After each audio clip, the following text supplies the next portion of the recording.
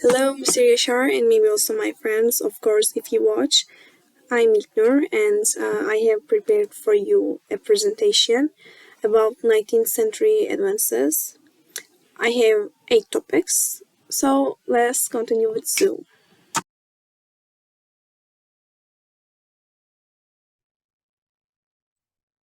Hello again. Here are our topics. So let's start with the first topic, the Bell phone. Okay, Alexander Graham Bell was always interested in speech and voice things, thanks to his father and grandfather, especially. He started to make some things for communication in early age. He read a book written by Herman Helmets in which it's narrated how sounds could be transmitted to vibrates by electrical currents and magnets. So that Alexander Graham Bell invites a multiple telegraph and he patented it.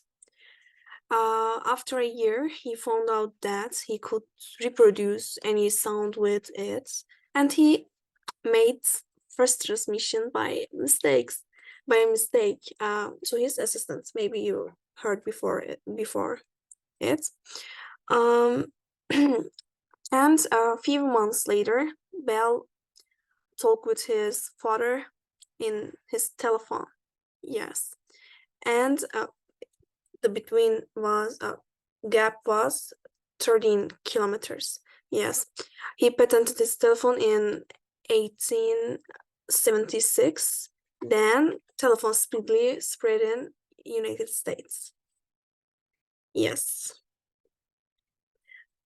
The second topic, the germ theory of disease. This process actually realizing the disease's transmission, we can say it.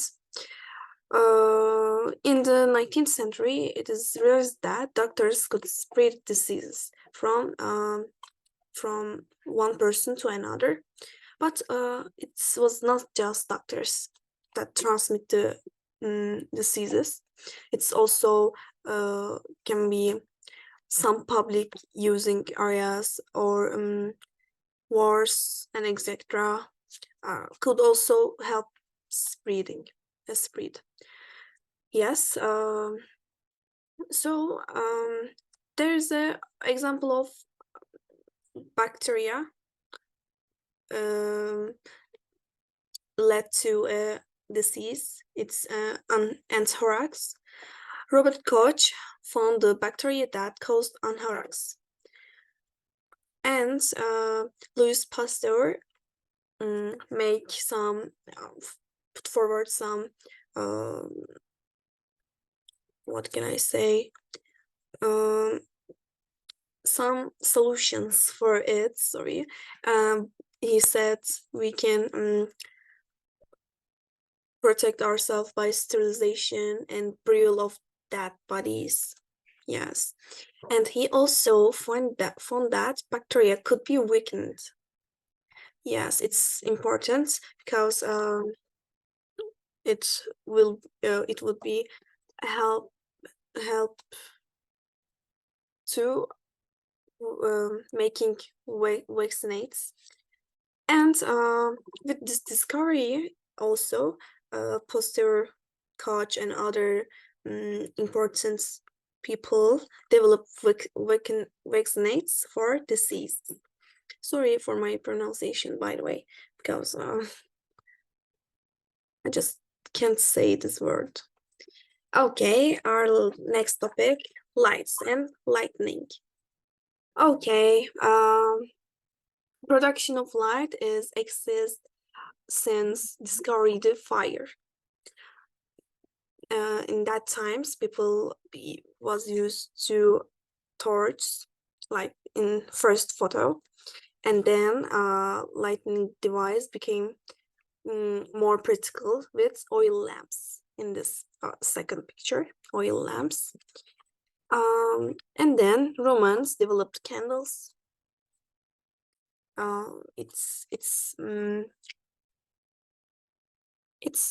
burned longer. Do you understand me? Okay. and gas lamps, and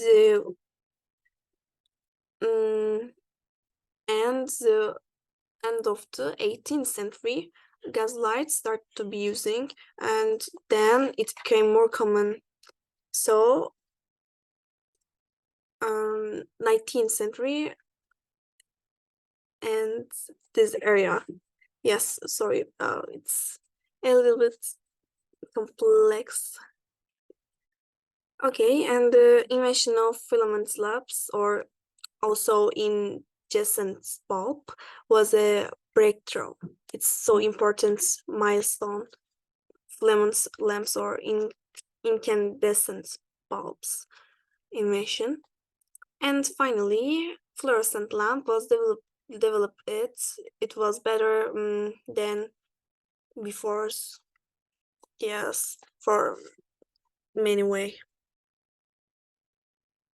Okay, the feminine brain, a 19th century view.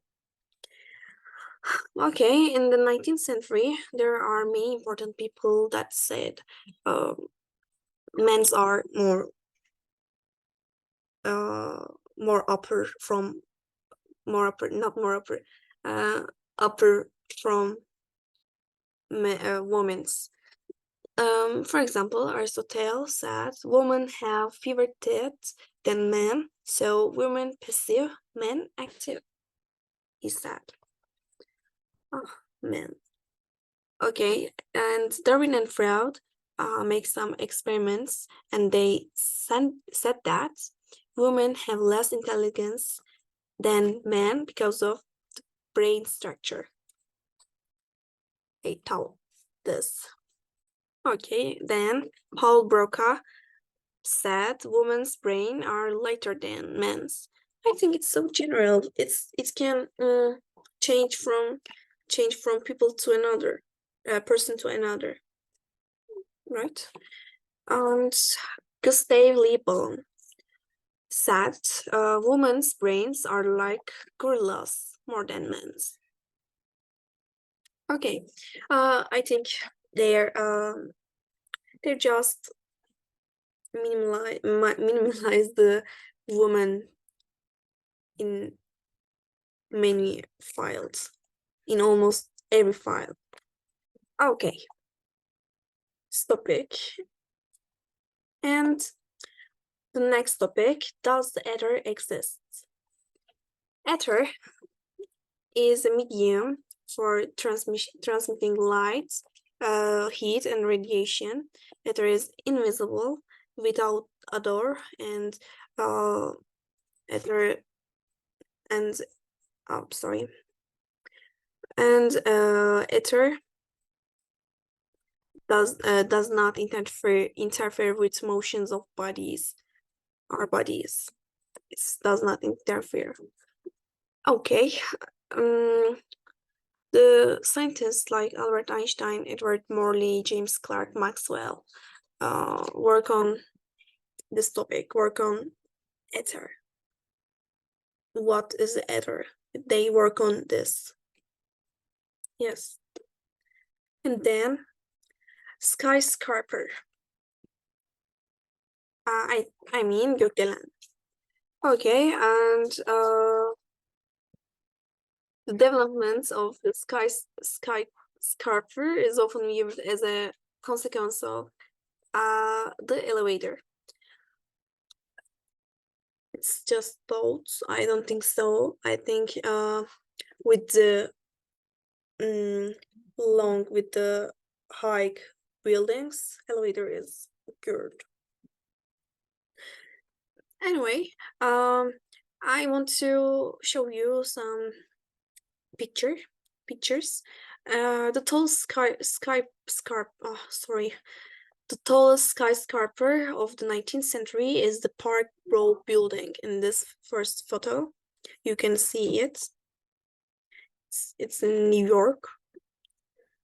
Okay, and although the tallest building in New York, Chicago was famous for its skyscrapers. Yes, and you can see it's from second picture. But today's the tallest skyscraper is in Taiwan. It's Taipei Financial Center. It's longer than Eiffel, I think. I'm not sure, but it should be. Okay. And the perfect machine, the turbine.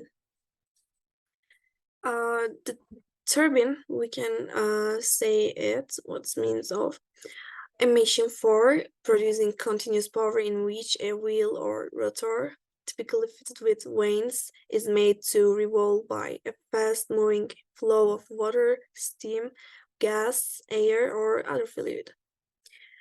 And the term turbine was coined by foreign professor Claude Bourdin. He derived the term from turbo, a spinning object. Turbo, yes. And in this picture, I put it here because I want to show you some types of the turbines with classification. Please examine this picture. Yes, and our last topic is the development of radio. Maybe you remember it, or maybe or not. I just mentioned about radio and Guglielmo Marconi in before this presentation. So presentation of week 8, my main presentation. Anyway, let's focus on Guglielmo Marconi is known as the inventor of radio. No, but transmitters and receivers had been built before him by other experimentals. Yes, but he's the inventor, and he patented his work. Marconi tried first to interest the Italian government in his experiments. Listen, it's important point. His government not support him. So what he did? He did go to other governments like England, big country. He moved to England to continue his experiments there, and he managed it. So he patented his works, and also his first customers were the British Army and Navy. Look, country is important. Okay. So thanks for watching and listening me. See you very, very soon. Bye.